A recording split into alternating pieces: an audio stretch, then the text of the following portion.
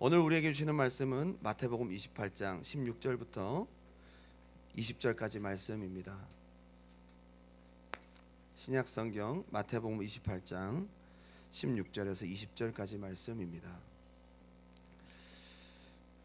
요즘에 복불복이라는 말들을 예능에서 많이 듣습니다. 복불복 뭔지 아시죠? 복이 오거나 안 오거나 하는 뜻이죠. 사람의 운수를 일컫는 말입니다. 꽝손이란 말도 나오고요. 이 말이 유행하게 된 것은 TV 예능 프로그램에서 게임을 진행할 때 벌칙을 피하거나 혹은 벌칙의 대상이 되거나 하는 결정에 복불복이라는 말을 사용합니다. 누군가에게는 고통이지만 누군가에게는 그 고통을 피함과 동시에 짜릿한 쾌감을 주고 또 남의 고통을 즐기는 효과까지 또 생기게 됩니다. 이때 복불복 게임을 할 때 참여자들이 외치는 말이 나만 아니면 돼. 나만 저거 안 걸리면 돼. 몇 년 전에 복불복 쇼라는 게 또 있었어요. 기억하시는지 모르겠는데요. 저도 그 TV를 가끔 봤는데 세계에 보면 진귀한 아주 희한한 음식들이 많잖아요. 뭐 군뱅이를 굽는다든지 아니면 전갈을 튀긴다든지 아니면 하여튼 전 듣도 보도 못한 희한한 음식들 그런 것들을 또 트라이 해보고 하는데 거기서 이제 게임을 하고 룰렛을 돌리거나 해서 이제 걸리는데요. 이제 자기가 피하게 되면 너무 좋아하면서 상대방이 그 먹기 싫은 음식들을 먹으면서 막 괴로워하는 모습들을 보고 즐거워합니다. 재밌죠, 그죠? 이 프로그램을 시청하는 시청자 입장에서는 누가 벌칙의 대상이 되는가는 중요하지 않고요. 오직 벌칙의 대상이 얼마나 고통스러움으로 재미를 만들어내느냐라는 것에 관심이 있습니다. 다들 자기만 피하고 싶은데 남이 당하는 고통은 참 재밌고 이런 이기적인 심리들을 잘 활용해서 게임을 재밌게 만들어 갑니다. 내면 속에 다 이런 나만 아니면 돼라는 것에 대한 심리가 깔려 있다는 거예요. 그런데 저는 그냥 재미로만 보기에는 그냥 웃기에는 좀 씁쓸한 구석들이 있었습니다. 예능에서뿐만 아니라 실제 요즘 사회가 그렇고요. 심지어 교회가 그렇다는 겁니다. 개인 이기주의와 만모니즘이 이 시대를 힘있게 다스리고 있고 그것이 어쩌면 교회 안에까지 깊이 내재해 있다는 겁니다. 주님의 몸된 교회라는 공동체 안에서조차도 겉으로는 사랑을 외치고 안타까운 일을 겪고 있는 지체들에 대해서 혀를 끌끌 차지만 한편으로 다행스러운 마음은 왜일까요? 나만 아니면 되는 거죠. 정작 남의 고통을 품고 기도하며 함께 해결하려고 하기보다는 그것이 때로는 가십거리가 되고 판단거리가 되고 있다는 것이 나는 저러지 말아야지. 그래도 난 얼마나 다행이야? 이런 생각이 너무도 많다는 겁니다. 오늘날 신자들이 가지고 있는 가장 큰 문제 중 하나는 신앙이 개인주의로 흘러 어그러진 사회의 모습과 별반 다를 바가 없다는 데 문제가 있습니다. 예수 믿는 이유가 주님을 위해서가 아니라 나의 평안과 형통함을 위해서, 육신적인 평안과 형통함을 위해서, 조금 더 나아가 영적인 탈을 쓰고 보면 나의 구원만이 목적이 되어버려 자신의 유익만을 추구하는 신앙, 나와 내 가족까지는 범위가 좀 확대됐는데 나와 상관없는 친구와 이웃이 영원한 불 속에 떨어지는 문제에 대해서는 무관심하고 무감각한 나만 아니면 돼 라는 냉담한 마음들이 없지 않다는 것입니다. 오늘 저는 주님의 마지막 유언 속에 담긴 하나님의 절실한 목적과 그의 부탁을 함께 생각하며 우리 삶과 신앙이 나아가야 될 방향, 목적을 함께 깊이 묵상하고 생각해보는 시간이 되었으면 합니다. 저는 첫 번째로 먼저 내 이기적 자아의 틀을 깨고 내 틀을 깨고 사명에 집중하라. 한번 따라합시다. 나의 틀을 깨고 하나님의 사명에 집중하자. 은혜 받은 자의 가장 큰 신앙적인 고민이 돼야 될 게 뭔지 아세요? 은혜 받은 자의 가장 큰 신앙적인 고민이 어떻게 하면 나라는 내 이기적 자아의 틀을 깰 것인가? 이게 고민이 돼야 됩니다. 어떻게 하면 나를 십자가에 못 박고 내 이기적 자아가 십자가에 못 박히고 나를 위해서가 아니라 주를 위해 살 것인가에 대한 고민이 돼야 된다는 겁니다. 갈라디아서 2장 20절 바울의 고백이기도 하지만 예수를 믿는 우리 모두의 고백이기도 합니다. 다 같이 시작. 내가 그리스도와 함께 십자가에 못 박혔나니 그런즉 이제는 내가 사는 것이 아니요 오직 내 안에 그리스도께서 사시는 것이라. 이제 내가 육체 가운데 사는 것은 나를 사랑하사 나를 위하여 자기 자신을 버리신 하나님의 아들을 믿는 믿음 안에서 사는 것이라. 나를 위해 사는 게 아니래요. 여러분, 예수 믿고 난 다음에 누구를 위해 사십니까? 나는 날마다 죽노라. 바울의 입에서 나온 고백입니다. 이제 영적 생활, 영적 싸움을 하는 우리가 가장 먼저 시작해야 될 것은 내 틀을 깨야 되는 거죠. 내 이기주의가 죽어져야 되는 거죠. 내 이기적 자아가 죽어야 되는 거죠. 로마서 14장 7절 말씀 읽어드립니다. 우리 중에 누구든지 자기를 위하여 사는 자가 없고 자기를 위하여 죽는 자도 없도다. 우리 중에, 우리는 누굴 말하죠? 그리스도의 제자된 우리 중에 그런 자들이 없다. 여러분, 그 우리에 들어가십니까? 우리가 살아도 주를 위하여 살고 죽어도 주를 위하여 죽나니 그러므로 사나 죽으나 우리가 주의 것이로다.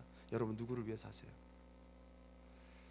위로 하나님 사랑, 아래로 이웃 사랑, 이것이 선지자요 강령이니라.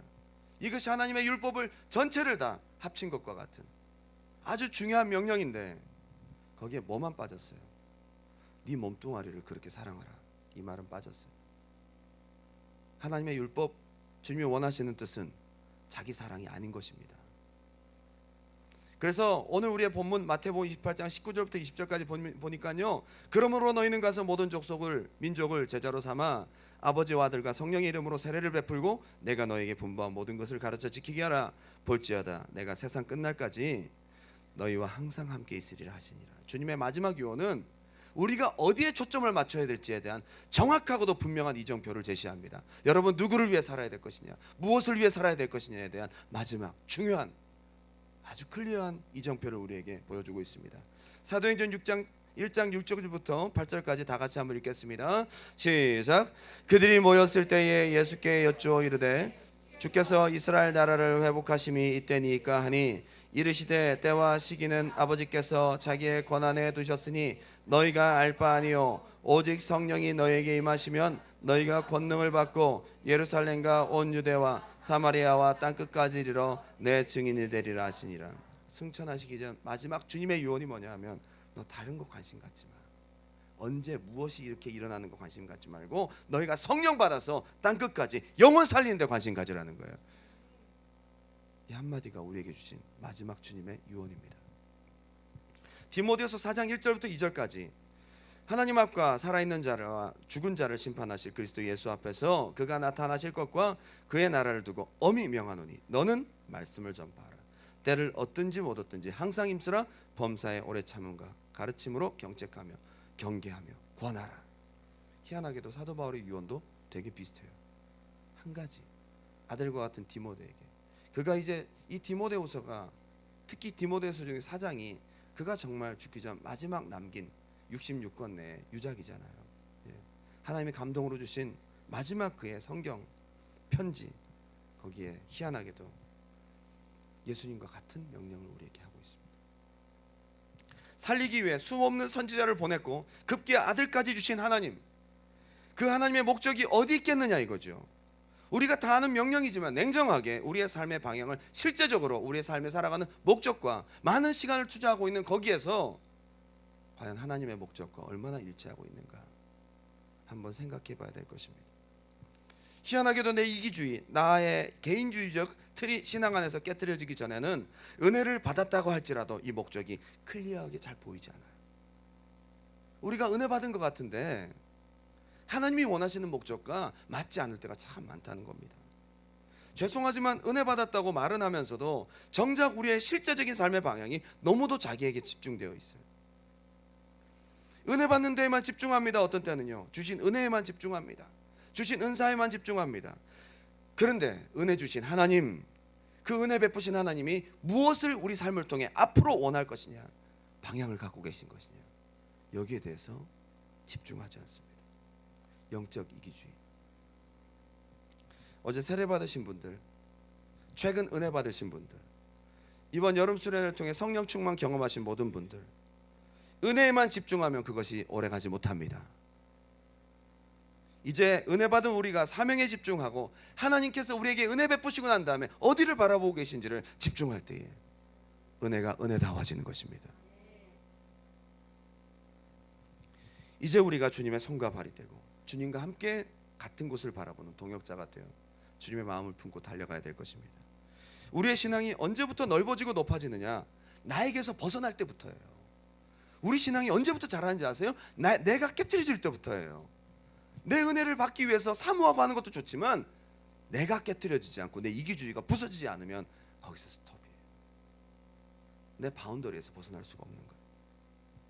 사실 구원의 시작도 나에게 초점을 맞출 때 자유가 없습니다. 죄 문제, 실존적 정죄, 그리고 죄에 대한 무지한 바리새적 교만이 있을 때는 여전히 우리가 구원의 확신을 가질 수가 없습니다.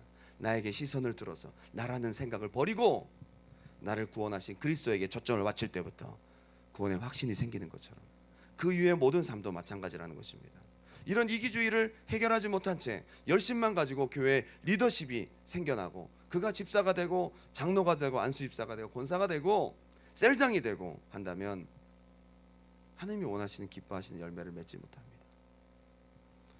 한 그룹의 리더가 되었을 때 자기 사람, 집단 이기주의, 불리함, 때론 비교와 경쟁, 피해의식의 열매들이 생겨납니다. 전체를 볼 줄 모르고 하나 될 줄 모르고 정말 하나님이 무엇을 원하시는지를 깨닫지 못합니다. 이기적 육신의 소욕이 여지없이 직분을 맡은 다음에도 나타나기 시작한다는 것입니다. 이기적 육성이 유난히 강한 사람들이 있어요. 은혜 받은 후에도 이게 깨지지 않았어요. 여전히 나와 내 가족, 내 새끼, 내 식구, 이 바운더리가 은혜 안에 들어와서도 너무도 강하게 유지되고 있어서 하나님 안에 들어와서도 은혜를 받지 못하는 경우가 참 많습니다. 이게 깨트려져야 되거든요. 이게 깨져야 은혜를 받거든요. 목사님이 요즘 우리는 챙기지도 않고 하나님이 요즘 우리에게 은혜 주시지도 않고 이런 섭섭한 마음에 쓸데없이 집중하지 않습니다. 지나치게 자기에 집중되어 있고 하나님의 간절하고도 다급한 사명에는 집중이 되지 않을 때 쓸데없는 시험들이 들어온다는 것입니다. 이기적 자, 이것은 절대 하나님과 코드가 맞지 않은 복음적이지 않은 모습입니다. 은혜를 받고 난 뒤 여전히 내 이기적 자아의 틀과 나에게 집중하는 그 틀을 십자가에 온전히 못 박아 깨트려지지 않으면 우리의 신앙은 뿌리가 잘려진 꽃처럼 언젠가 시들고 말 것입니다. 은혜도 일시적이에요. 그 은혜가 더욱더 흥왕하게 열매를 맺고 더 은혜가 은혜되기 위해서 우리가 가져야 될 것은 무엇입니까? 은혜 베푸신 하나님께 집중하고 그 은혜를 은혜답게 하나님을 위해서 복음을 위해서 사용할 때부터 하나님의 더 큰 은혜를 부어주신다는 것입니다. 제가 가장 실패했다라고 느낄 때는 은혜를 받았다고 하면서 여전히 자기만을 위해 살아가는 사람들을 발견할 때 참 안타깝고 너무 가슴이 아픕니다. 여러분, 우리가 탕자의 비유를 통해서 알 수 있는 탕자의 형에 대해서 한번 생각해 보셨어요? 아버지와 늘 함께 있으면서도 탕자의 형의 마음속에는 아버지의 마음이 없는 거예요. 아버지가 어디를 향하고 있는지 관심이 없어요. 전혀 읽지 못해요. 아버지의 마음과 동일하게 나아가지를 못해요. 여전히 자기에게 초점이 맞춰져 있어요. 이게 탕자의 형이에요.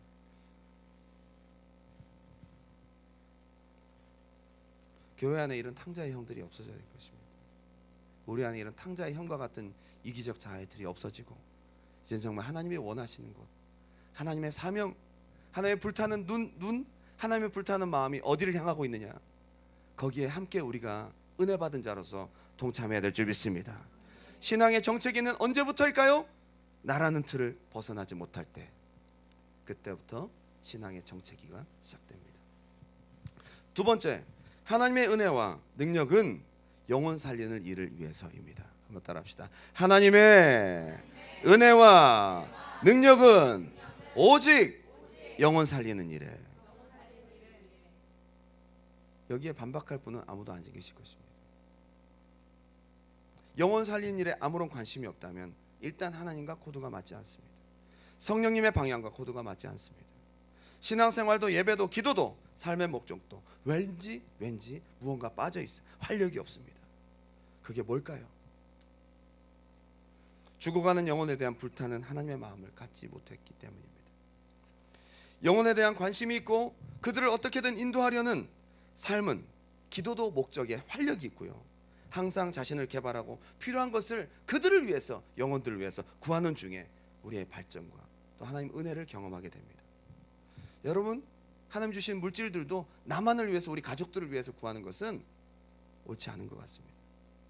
하나님의 귀한 사역들을 감당했던 밥 피어스 목사님, 한경진 목사님과 함께 1950년 이후에 전쟁 고아가 된 아이들을 불쌍히 여기는 마음으로 시작한 구호단체가 월드비전이잖아요. 돈이 많은 사업가가 시작한 것이 아니었어요. 죽어가는 아이들을 바라볼 때에 살려야 되겠다는 생각 하나로 시작한 거예요. 거기에 하나님 축복하시는 것입니다. 다엘 천사병원, 정말 돈이 없어서 죽어가는 노숙인들을 바라보면서 안타깝게 생각했던 최일도 목사님, 한 번은 죽어가는 어르신을 모시고 등에 업고 이 병원 저 병원을 다니다가 결국 죽음을 맞이하고 말았어요. 너무나 가슴 아프게 울며 어떻게 하면 이 사람들을 살릴 수 있을까 라는 생각으로 모금운동을 시작한 것이 다엘 천사병원이잖아요. 돈 없는 목회자들이 살리려는 순전한 하나님의 마음으로부터 출발한 것입니다. 거기에 하나님의 뜻이 있고, 거기에 하나님의 물질이 있고, 거기에 하나님의 능력이 있고, 하나님의 축복이 있습니다. 여러분, 우리 마음 가운데 하나님과 같은 마음을 가져야 되는 것입니다. 자기 꿈에 도취되어 있었던 이기적인 17세 소년 요셉에게 물질도 권위도 능력도 아직 맡길 수 없습니다. 애굽에서 산전수전 다 겪고 감옥에서 낮은 자 입장에서 없는 자들, 살려야 할 자들에 대한 하나님의 긍휼을 갖기 전까지는 그에게 하나님의 축복과 은혜를 맡길 수가 없다는 거예요. 많은 크리스찬 젊은이들이 비전을 외치지만 다 자기 평안과 자기 성공에 초점을 맞추고 죽기까지 하나님께서 원하셨던 복음적 비전과는 잘 맞지 않는 것들을 많이 봅니다. 무엇이 비전입니까, 여러분? 우리 하나님과 살리려는 코드가 맞고 영혼을 살리려는 하나님의 눈물과 방향이 맞았어. 하나님이 여러분의 비전에 기쁨으로 동의할 만한 그런 비전이 있기를 축복합니다. 이게 중요하다 이 말이에요. 코스타 국제 총무를 맡고 계신 유인근 목사님이 예전에 간증을 하면서 이런 얘기를 하셨어요. 자기가 부산에 청년 기도 연합 모임을 일으킬 때에 거기 온 많은 사람들이 믿음도 없고 교회만 다녔던 청년들이 굉장히 많다는 거예요. 거창하게 나라와 민족을 위해서 모이긴 모였는데 전혀 와닿지가 않죠. 근데 그들에게 말씀을 선포했습니다. 앞으로 우리 한국의 기독교가 없어질지도 모릅니다. 여러분의 다음 세대는 어쩌면 하나님을 모르는 세대가 일어날 것입니다. 여러분 부모들이 눈물로 일으켰던 부흥의 소식은 아주 먼 옛날, 아주 먼 사건이 전설이 될지도 모릅니다. 그러면서 막 얘기를 했어요. 그 얘기를 듣고 그 믿음을 없던 청년들 일부는 기도하고 기도하는 중에 성령의 감동을 받고 마음의 자극을 받습니다.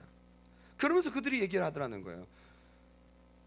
왜 남의 기도를 하는데, 왜 남의 영혼들을 위해 기도하는데 왜 성령님이 역사하실까요? 왜 내 눈에서 눈물이 날까요? 참 희한한 일이죠, 그죠? 영혼 살리는 일에 하나님의 관심이 있기 때문입니다. 중보기도는 어쩌면 하나님을 위한, 이웃을 위한 기도인데 결국 그 일을 감당하도록 하나님이 내게 은혜 주시고 그 일을 감당할 수 있도록 하나님께서 주님의 마음을 부어주시면서 기도에 불이 붙는다는 것이죠. 오늘 본문을 보니까 주님의 마지막 지상 명령은 한마디로 이겁니다. 하늘과 땅의 모든 권세를 내가 가졌다. 너희는 가서 너 자신이 아니라 하나님이 살리기 원하시는 그 영혼들에게 복음을 전하고 세례 베풀고 말씀대로 살아가는 제자 만들어라. 살려내라. 그 일에 하늘과 땅의 모든 권세를 가진 내가 너희와 함께 하겠다. 이게 오늘 우리에게 주신 지상 명령의 내용입니다. 여러분, 은사가 왜 필요합니까? 많은 은사 받기 원하시죠? 여러분 성공하길 바랍니다. 지위가 있길 바랍니다. 예언 은사 받으셨으면 좋겠죠. 싫으세요? 예언 은사 받으면 미래를 알게 되고 막 사람들을 훤하게 보게 되고 막 다 알게 되고 막. 근데 그 뒤에 책임을 얘기하면 받고 싶지 않아 합니다. 보이는 만큼 1시간씩 기도하라 그러면 하루에 3시간 이상은 적어도 기도하셔야 됩니다. 그럼 딱 마음에 부담이 된다 이거죠. 통변 은사를 그렇게 구하다가 통변 은사 받으신 분들은 남의 기도를 들은 만큼 중보 기도를 엄청나게 해야 됩니다. 그러면 그럼 저 안 받을래요. 참 희한하게 저와 우리 모두가 은혜를 받고자 하는 우리 마음 가운데 소원은 있지만 은혜에 대한 책임과 부담이 딱 들려질 때는 하고 싶지 않은 거예요. 겉으로 신령해 보이는 우리의 소원, 그것을 열어봤을 때는 여전히 나 중심의 이기적 자아가 있더라 이거예요. 왜 은사가 소멸되고 주신 은혜가 정체되면서 내 심령이 고인물처럼 그렇게 죽어가고 있을까? 왜 하나님의 은혜가 나에게 멈췄을까? 잘 생각해 보세요. 여러분 자신에게 멈춰져 있으면 고인물과 같이 더 이상 발전이 없습니다. 저는 참 이 지형적으로 우리에게 좋은 교훈을 주는 것이 갈릴리 바다와 사해 바다잖아요, 그렇죠? 갈릴리 바다는 헤르몬 산으로부터 내려오는 맑은 물을 받아서 흘려보냅니다. 요단강으로 흘려보내요. 계속 흘려보내고 받고 항상 깨끗하게 유지됩니다. 거기는 물고기 종류가 굉장히 많고요. 아주 맑은, 예수님 시대 때도 그랬지만 지금도 여전히 물고기가 많습니다. 살아 있습니다. 왜 그렇죠? 받은 만큼 흘려보낸다 이 말이에요. 근데 갈릴리 바다보다 훨씬 더 크고 훨씬 더 규모가 있는 사해 바다는 다 죽었어요. 소금이 가득합니다. 받아들이는 것만 잔뜩 있지 내보내는 게 없는 거예요. 죽은 바다가 된 겁니다. 말씀의 은사, 믿음의 은사가 왜 필요하죠? 목회자에게 왜 필요합니까? 하나님 왜 저에게 은사를 주셨는지 저는 분명히 알 수 있습니다. 제가 만약에 목회자가 되지 않았으면 이 은사 무슨 필요가 있겠어요? 전해야 될 복음이 있고 들어야 될 영혼들이 있고 살려야 될 영혼들이 있기 때문에 주신 거예요. 셀장님들에게 직분, 영혼 관리의 직분은 짐이 아닙니다. 날개입니다. 날개입니다. 날 위한 직분이 아니라 많은 영혼들을 위해서 맡기신 직분, 맡겨주신 하나님에 집중하고 그 영혼들을 위해서 기도할 때에 그건 여러분 짐이 아니라 하나님이 주신 은혜의 통로라는 거예요. 그들 때문에 내가 더 주님의 심정을 갖고 더 많이 기도하게 되고 기도 중에 필요한 모든 것들을 그들 때문에 채우시는 거예요. 하나님께서. 교회가 왜 성장해야 됩니까? 왜 하나님이 물질과 수많은 자원과 일꾼들을 우리 교회에 보내주셔야만 될까요? 우리가 기도하면서 늘 생각해 봐야 됩니다. 내 목회적 성공을 위해서가 아닙니다. 절대로. 단순한 편리와 내 만족을 위한 예배와 우리가 스케일 있는 사역, 규모 있는 사역을 위해서가 절대로 아닙니다. 예수님 말씀하셨습니다. 추수할 일꾼들을 왜 보내달라고 했죠? 야, 눈을 들어 저 들판을 봐라. 추수할 때가 가깝고 추수할 곡식들이 저렇게 많다. 필요에 의해서, 영혼을 살릴 필요에 의해서 아버지께 일꾼을 보내달라고 해라. 영혼 살리는 일에 집중하다 보니 필요를 느끼게 되고 살리려는 필요를 따라 일꾼도 세워지고 재정도 채워지고 교회도 짓게 되고 하나님의 사역도 확장돼야 된다는 거예요.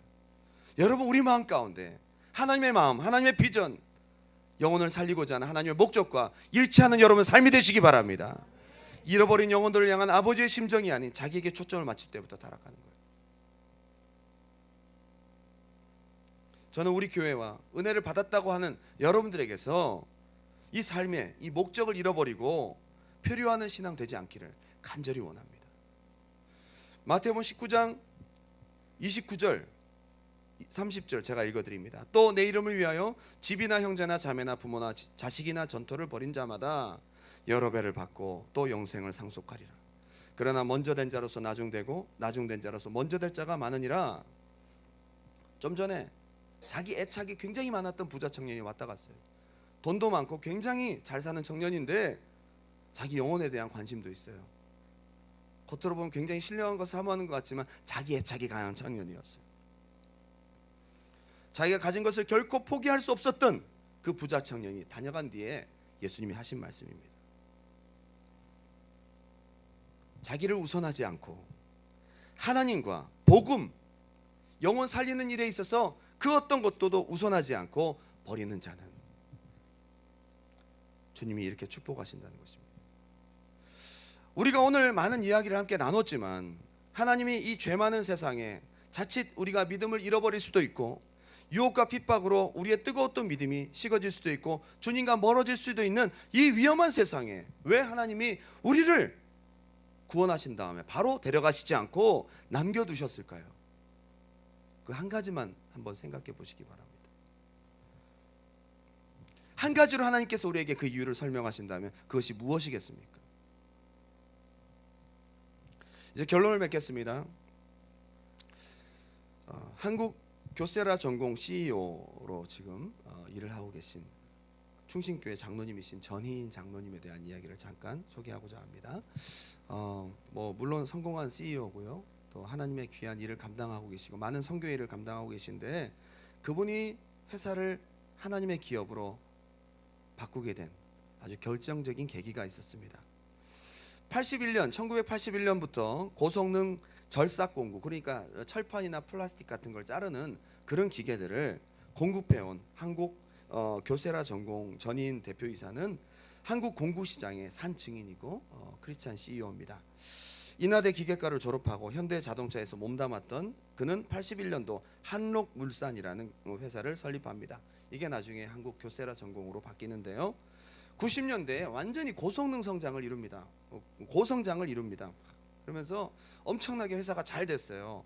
그래서 자기 경영 능력이 탁월한 줄 알았어요. 그런데 1998년 IMF 위기가 금융위기가 불어닥치면서 자기의 한계에 부딪히게 됩니다. 환율 문제로 엔화가 올라가고 그리고 일본 수입 제품 전체가 가격이 완전히 폭등하게 됩니다. 최악의 경영 위기. 당시 그가 선택할 수 있었던 것은 회사의 경영과 힘써 뛰어다니면서 사람들을 만나는 것이 아니라 오직 하나님 앞에 기도하는 일뿐이 없었어요. 다 해봤는데 안 됐거든요. 자기는 사업 때문에 금식하며 기도했습니다. 처음에는요. 자기가 망할까봐 두려워서 하나님께 부르짖었습니다. 살려달라고. 근데 하나님의 응답은 전혀 다르게 오더라는 거예요. 내가 너희 회사를 이렇게 살려주겠다. 내가 네 기도를 들었다. 이거 응답하신 게 아니고 하나님의 응답은 아주 심플했어요. 내가 너희 회사에 보내준 120명의 사원들의 영혼은 생각해 보았느냐. 그거 한 가지 딱 물어보시더래요. 속에서부터 벼락 같은 음성을 듣습니다. 거기서 자기의 사업, 비전, 하고 있는 일이 그냥 비즈니스일 뿐이고 그저 세상 사람들의 일일 뿐이었다라는 것을 생각합니다. 전혀 자기가 구원받은 그리스도의 제자로서 하나님의 목적과 일치하는 것이 하나도 없더라는 거예요. 부끄럽지만 이 고민에 대해서, 이 질문에 대해서 한 번도 그가 생각해 본 적이 없었던 질문이었습니다. 여러분 생각하시기에는 사업가가 그냥 돈 벌면 되지. 네, 여러분 크리스찬이잖아요.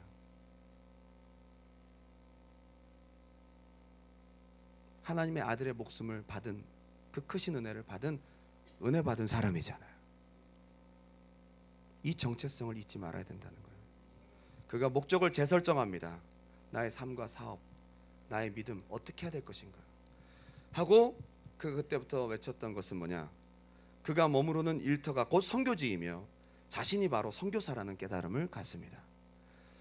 그 대표이사, 전희인 대표이사는 매출과 이익 중심의 시스템을 다시 생각해보고 예배와 제자 양육을 중심으로 한 하나님 나라가 이루어지도록 구상하기 시작합니다.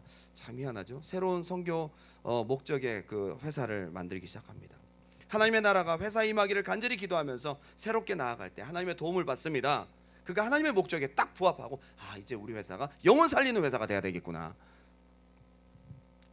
세계 100대 기업 안에 드는 일본 교세라 그룹으로부터 제안을 한 가지가 받는데 200억 투자 자금과 함께 합작 회사를 하자라고 제안을 받습니다. 자기 회사는 지금 망해가고 있는데 왜 이런 손을 내밀었는지 모르겠다라는 거예요. 게다가 교세라 그룹의 독립적 계열사로, 한국 지회사로 그렇게 들어가게 이렇게 제안을 합니다. 거절할 이유가 없는 거죠. 그때부터 하나님께서 은혜를 부어주기 시작합니다. IMF 위기를 넘긴 것은 물론이고 10배 넓은 사업장과 단 한 사람의 직원도 감원하지 않고 계속 이어가게 되었습니다. 그가 그러한 기업을 선포하고 일터교회라는 이름으로 시작합니다. 처음에 한국 교세라 전공은 300억에서부터 800억을 돌파하는 빠른 성장으로 다시 시작하게 되었고 13년 만에 연속 매출 증가와 함께 이익 성장을 이루는 탄탄한 1000억 이상의 매출 규모를 초과하게 되었습니다. 그가 얘기를 합니다. 2013년도에 이미 직원 수가 400명이 넘었고요. 그 중에 예수 믿는 사람만 157명. 하나님이 원하시는 목적에 맞는 하나님의 비전과 맞는 자기 이익 중심이 아니라 하나님이 원하시는 뜻에 자기의 마음을 맞추어 자기가 하고 있는 사업과 그의 생각과 비전을 일치시켜 나갔습니다. 그 이후에 믿음 안에서 만나 결혼하고 가정을 이룬 귀한 커플들도 많아졌다는 겁니다. 매주 월요일에는 전 직원이 예배를 드리며 회사의 비전과 똑같은 목표를 함께 공유하고 또 함께 기도하며 회사를 위해서 나아갔습니다. 하나님을 위해 영혼 구원을 위해서 자기의 삶의 목적과 방향을 재설정했습니다. 심지어 여러분 삶 가운데 돈을 버는 비즈니스에 일을 할지라도 여러분이 정말 주님의 은혜를 받은 주님의 제자라면 하나님이 우리에게 크신 은혜를 주신 그 은혜와 사랑을 생각하며 우리의 방향을 다시 한번 생각해야 될 줄 믿습니다. 저는 오늘 이 시간 우리가 찬양하면서 나아갈 텐데요, 우리가 다 알고 있는 말씀입니다. 복음 전해야지. 주님의 우리에게 주신 마지막 지상명령, 복음 전하는 일. 오늘 그렇게 단순하게 생각하고 넘어가기보다는 오늘 냉정하게 여러분의 삶의 방향, 지금 살아가고 있는 우리의 삶의 목적, 과연 그것이 영혼 살리는 일에 하나님이 원하시는 그 마지막 지상명령, 그 소원과 얼마나 일치하고 있느냐 한번 돌아보면서 오늘 우리의 목적과 삶의 방향과 우리 신앙, 우리 비전의 방향이 아주 클리어하게 하나님이 원하시는 마지막 지상명령과 일치하시기 바랍니다. 수정하시기 바랍니다. 오늘 제가 이 말씀을 준비하면서 요즘에 은혜의 침체가 오는 분들을 향해서 제가 가볍게 얘기를 합니다. 여러분, 방향을 다시 설정하십시오. 은혜 받는 데 집중하지 마시고 내 이기자가를 죽이셔야 됩니다. 은혜 베푸신 하나님을 위해서 내가 무엇을 할 것이냐, 내가 영혼 살리는 일을 위해서 어떻게 살아야 될 것이냐, 다시 한번 생각하며 은혜 베푸신 하나님 안에서 우리의 비전을 새롭게 설정하고 나아가는 시간 되었으면 좋겠습니다. 이제 우리 기도하는 마음으로 찬양 올려드립니다. 아버지 당신의 마음이 있는 곳에 나의 마음이 있기를 원해요.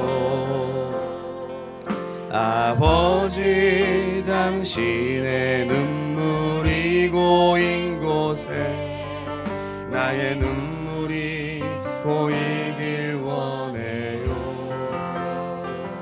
아버지 당신이 바라보는 영혼에게 향하길 원해요. 아버지 당신이 울고 있는 어두운 땅에 나의 눈물이 향하길. 이 시간 간절히 원합니다. 주여 우리를 붙들어 주옵소서. 나의 마음이 아버지의 마음 알아. 내 모든 뜻 아버지의 뜻임을 수 있기를. 아버지의 마음 알아. 내 모든 삶 당신의 삶. 아버지 당신의 마음이 있는 곳에 아버지 당신의 마음이 있는 곳에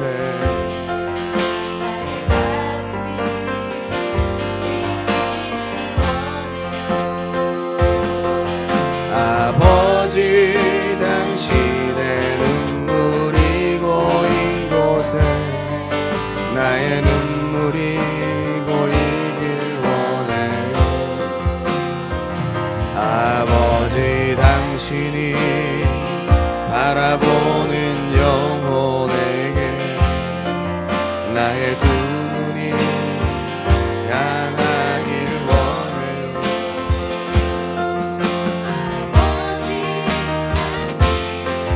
울고 있는 어두운 땅에 나의 눈이 향하길 원해요. 나의 마음이 아버지의 마음 알아. 아버지의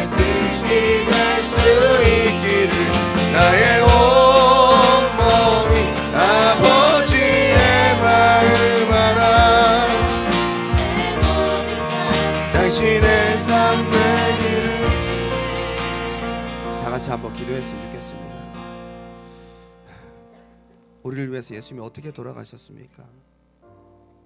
그 예수님을 십자가에 달려 우리를 대신해 십자가 그 모진 고통을 당하게 하신, 우리를 위해서 아들을 이 땅에 보내신 하나님 아버지께서 그 현장을 바라보실 때 어떤 마음이셨을까요? 하나님이 우리를 향해서, 멸망하는 우리를 향해서 어떠한 마음이셨길래 하나밖에 없는 독생자를 이 땅에 보내셔 그렇게 잔인한 방법으로 우리의 죄를 짊어지게 하셔서 죽이실 수밖에 없었을까? 우리를 어떻게 구원하셨을까?